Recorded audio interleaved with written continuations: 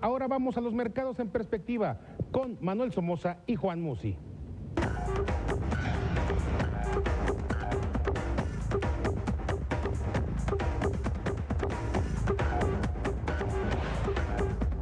Muy buenas noches.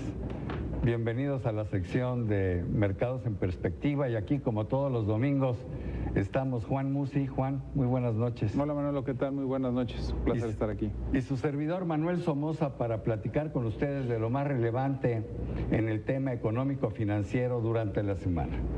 Yo quisiera empezar diciendo que fue una semana muy atípica. Después de haber tenido mercados francamente estables y hacia el alza durante prácticamente todo el mes de julio, todo se empezó a complicar a partir del miércoles, día en que la Reserva Federal dio su anuncio de política monetaria. ¿Qué sucedió en la semana? En los datos económicos, estos fueron, me atrevo a decir, generalmente buenos. Los reportes de las empresas en Estados Unidos salieron bastante bien, con algunas dos excepciones que preocuparon. Por ejemplo, en Estados Unidos salió abajo de lo esperado el reporte de Whole Foods, que es un gran departamento que vende alimentos de carácter orgánico, y también en Europa hubo un mal dato abajo de lo esperado de Adidas. Pero por lo demás, el mayor porcentaje de los reportes al segundo trimestre de utilidades, tanto en Estados Unidos como en Europa, han salido arriba de lo esperado, o sea que en ese sentido no hubo nada malo.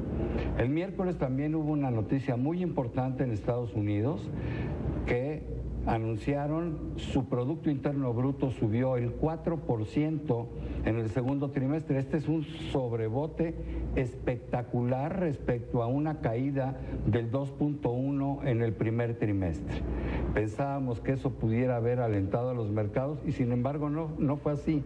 Hay que recordar que las muy buenas noticias económicas sí lo son, sobre todo en una visión de largo plazo, pero a corto plazo traen la inseguridad de los inversionistas de que esas buenas noticias pudieran hacer que la Reserva Federal empezara a subir las tasas antes de lo previsto.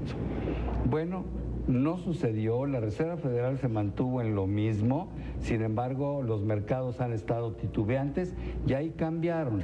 Esto aunado a un tema geopolítico y a otros factores.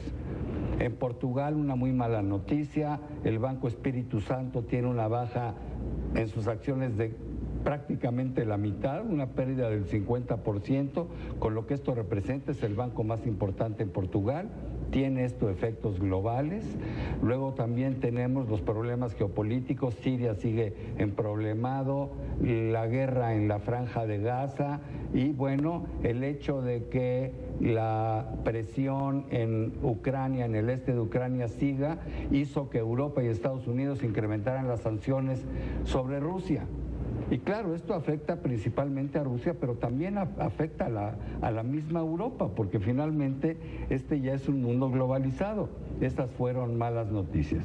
Y para acabar con el cuadro, bueno, pues Argentina vuelve a ser una gran noticia negativa después de 12 años y vuelve a caer en default.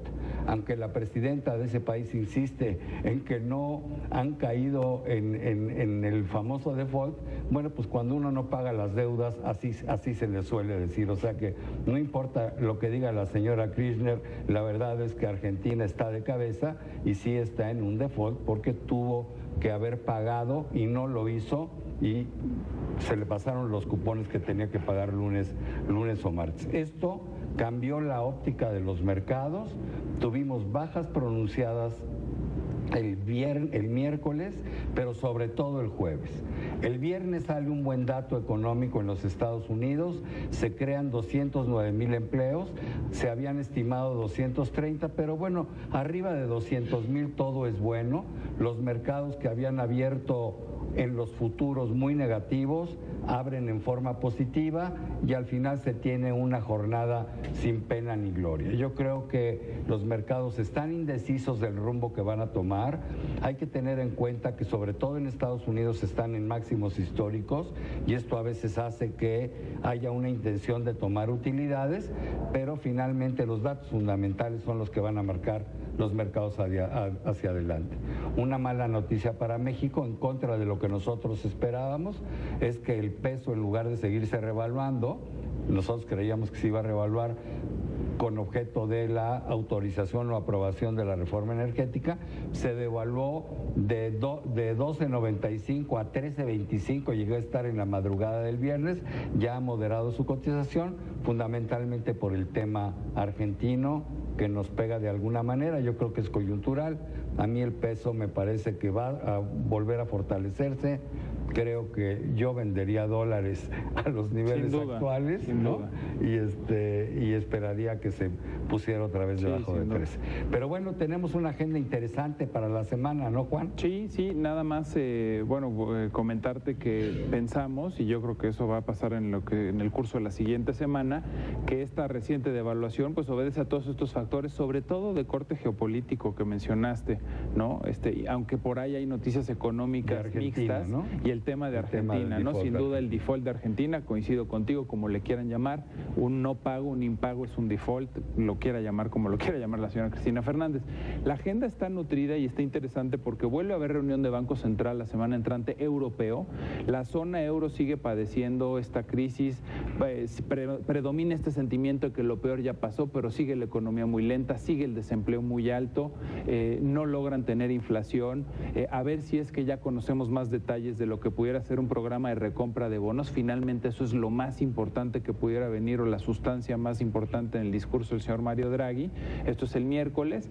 En el caso de Estados Unidos se va a conocer información económica como confianza al consumidor, niveles de inventarios, balanza comercial.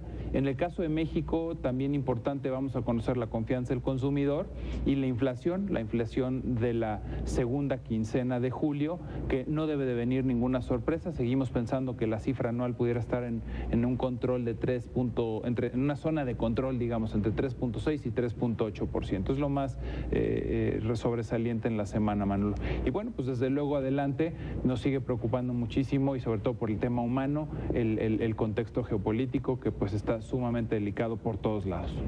Pues así es. Yo creo que agosto va a ser un mes muy difícil de predecir, porque los datos económicos no van a ser tremendamente abundantes. Los sentimientos del mercado se van a dar en función de las noticias aisladas, de lo que diga el Banco Central Europeo, de lo que siga pasando en los temas geopolíticos, de cómo se van resolviendo o no resolviendo estas cuestiones tan lastimosas que tienen efectos en los mercados. Finalmente, agosto sigue siendo el pleno verano. En septiembre es cuando vuelven a renacer las noticias económicas importantes, y entonces hay que estar atentos a todo esto. Yo el consejo que le doy, y creo que Juan coincide conmigo, es mantener posiciones diversificadas, ser conservadores. Las inversiones a largo plazo en tasa fija, en bonos, seguimos viéndolas con enorme preocupación. Creo que los mercados de renta variable, después de tomar un respiro con este ajuste, tienen posibilidades de dar algunos rendimientos no tan atractivos como en el pasado, pero sigue siendo el sector de riesgo que me parece a mí más apetitoso. Pero bueno, esto lo seguiremos comentando con ustedes aquí domingo a domingo en Mercados en Perspectiva. Y sin duda un tema importante, que estos sobresaltos que puede tener el tipo de cambio y esta volatilidad por estos temas que hemos comentado, pues que la gente no se alarme, seguramente regresará a los niveles en los que está. Es un muy buen comentario, ¿no? Hay que tener tranquilidad. Bueno, pues muchas gracias, estaremos aquí el próximo domingo. Gracias, Juan. Gracias a todos ustedes por su atención.